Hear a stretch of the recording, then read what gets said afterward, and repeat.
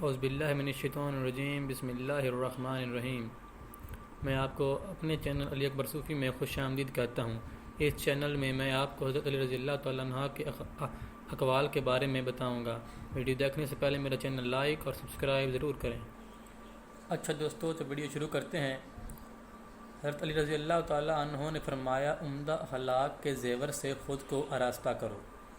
عمدہ اخلاق سے جنت ملتی ہے اور صبر سے تکلیف کم ہو جاتی ہے۔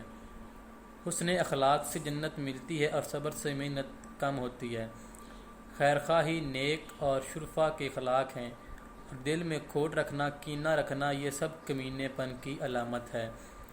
عمدہ اخلاق میں سب سے اچھا خلق ایثار کرنا اور سب سے اچھی رائے برگزیدہ لوگوں کی صحبت اختیار کرنا ہے۔ جھوٹ اہل نفاق کی زینت ہے اور لالچ اخلاق کو خراب کرنے کا باعث ہے۔ بردباری اخلاق کی زینت ہے، جبکہ خیانت جھوٹ کا رفیق ہے۔ حسن اخلاق سے رزق میں زیادتی ہوتی ہے اور حسن صحبت سے ساتھی بکثرت موجود ہوتے ہیں۔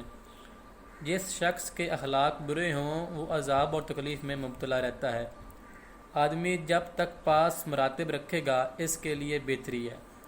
جس شخص کے اخلاق عمدہ نہیں، اس کے چال چلن کی بھی کوئی بھی تعریف نہیں کرتا۔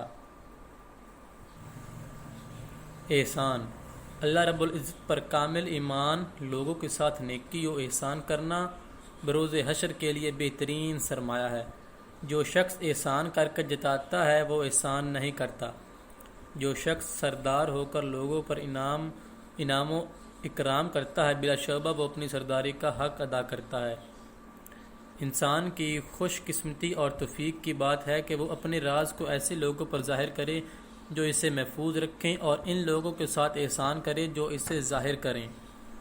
احسان ایک مرتبہ پایا احسان اور اللہ رب العزت کی خاص عنایت ہے۔ جو برے لوگوں کے ساتھ احسان کرتا ہے وہ خود بھی ان کے شر سے کبھی محفوظ نہیں رہتا۔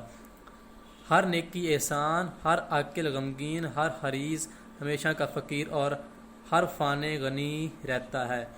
عورتوں پر بوجھ نہ ڈالو، یعنی جو کام خود نہیں کر سکتے وہ ان کے سر پر نہ ڈالو، اور جہاں تک ممکن ہو عورتوں سے مستغنی رہو، کیونکہ ان کی عادت ہے کہ وہ اپنے احسان کو بار بار جتاتی ہیں اور شوہر کے احسان کو بھول جاتی ہیں۔